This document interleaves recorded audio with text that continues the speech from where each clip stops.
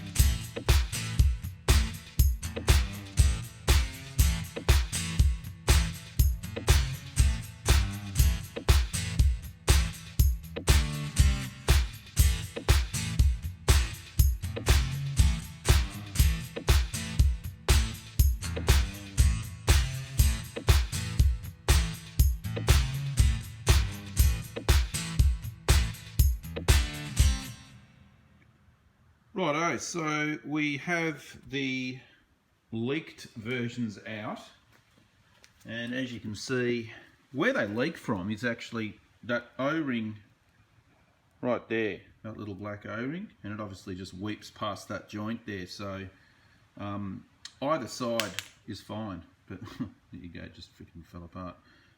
But as I found out later, these are only meant for emergency, side of the road, kind of get you home thing, probably an off-road use only unit. Anyway, we're going to put these other ones in. So one thing about these ones, they obviously give you all the little O-rings and the seals, but it's not one of those bags where you can just crack it open.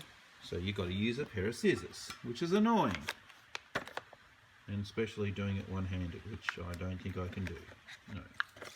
Okay. let's try that in a minute. So the instructions say, first, step 1, install the 16 O-rings onto the short tube grooves. So these are going to be the O-rings, and there's probably 16 of them. Let's hope there's not 14. And they're going to go onto, let's have a look here, here's the tube. Okay, so that's the short tube obviously, and that's the groove right there, and that's where the O-ring's going. So let's get those installed. What I am going to use is some rubber grease, which is that stuff right there, just to help these rubber things go on and hopefully stop them perishing in 6 months' time. Right, let's get these little rubber O-rings installed. Okay, so you don't go and put these guys on both ends, which I thought you do, only on the long end. Got to read the instructions, Nico.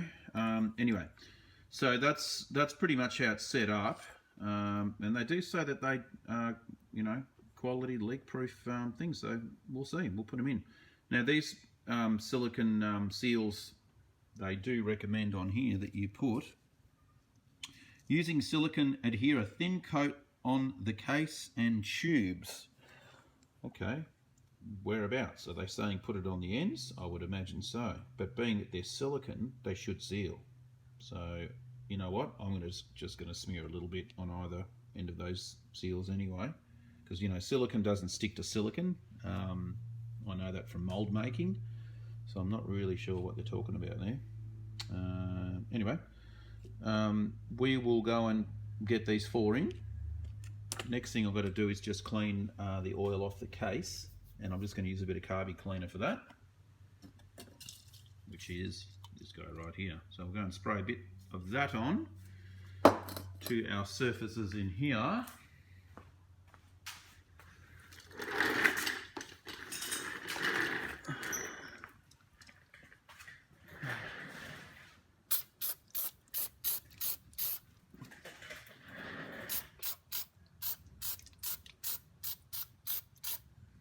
Get a fresh rag. And get a fresh rag.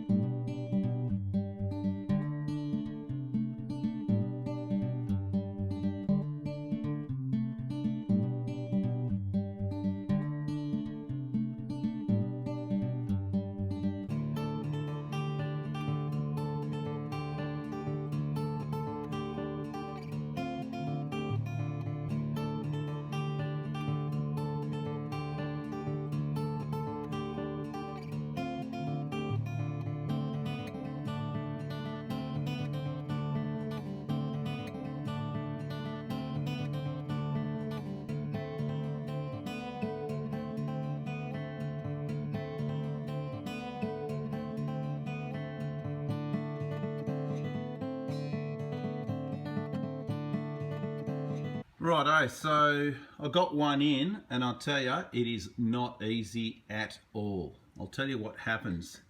They say in the instructions to place the spring-loaded short side into the case, and then obviously pull back on it until you can get the other side in. Problem is, you need to be Arnold Schwarzenegger to push to push this in. It is so fucking strong. Or you've got to be so strong to get it in. And you get about halfway, and then of course you get trapped on these sharp edges, and it's really easy to damage the seal. That you can see there's a bit of a sharp edge on that. Hard to see there. And I tried the first time to get this one in, and no way, could not do it. So what I had to revert to was using some vice grips, and obviously I didn't want to mar up all the anodized blue there, so I put some electrical tape on those, and the idea was I just popped it on like so I could get enough leverage to compress these damn things, because they are really hard to compress. Like, I could not get that in. I got it close, I had it sort of sitting about there, and you know, you can still see there that it's not quite home, and that's, I've compressed that out. Hopefully it's going to seal. I can see why they say put silicone on it, but now this one over here, the seal on that side, if I can focus, I'll just grab the torch here and give you some more light. That seal there got completely distorted the first time you put it in, because you've got to pivot the unit on an angle to get it in there. So what ends up happening is that side of the seal gets blown out like a hemorrhoid. So you've got to then realign it and push that back in so that you've got that nice uniform seal all the way around. Let's try number 2 and see if that's any better. What I'm doing now is I'm going to put some silicone on that surface there on both sides, and then try again. But that first one was an absolute to put in. Definitely not easy. So yeah, let's try number 2 now.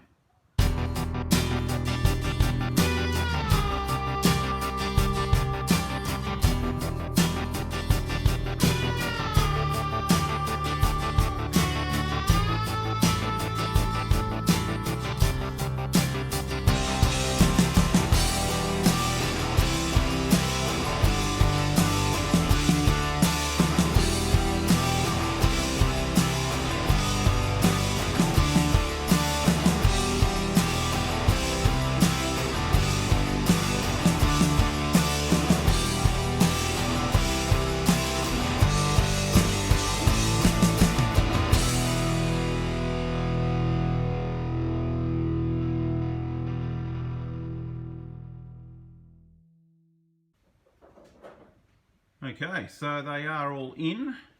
It made it a little bit harder for me because I've got my oil return pipe right in the way.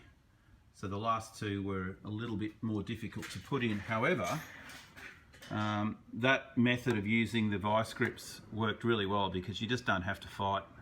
You can see there the seals, they've all done what they're supposed to do on that side, on the case side.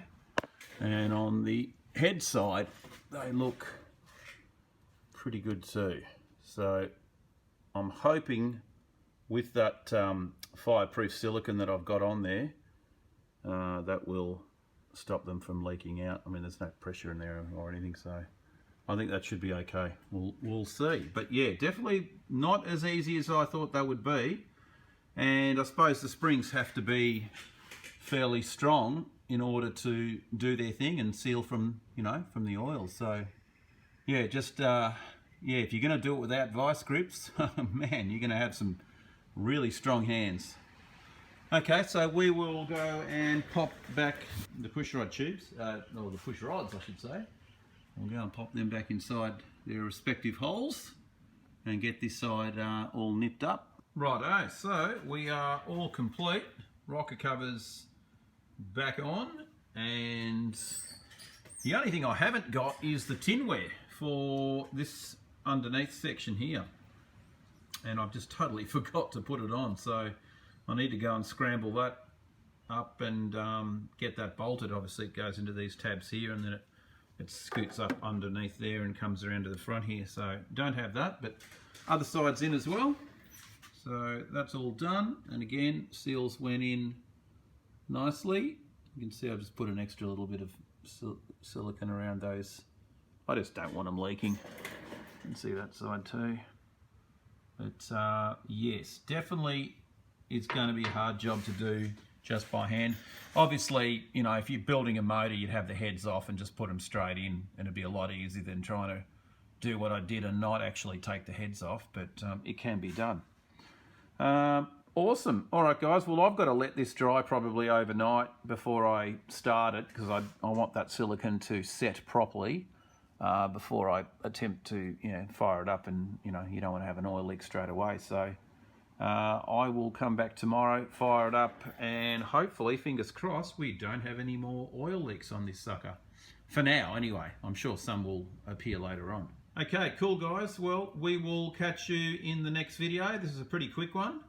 And yeah, we'll see you again. Yoo!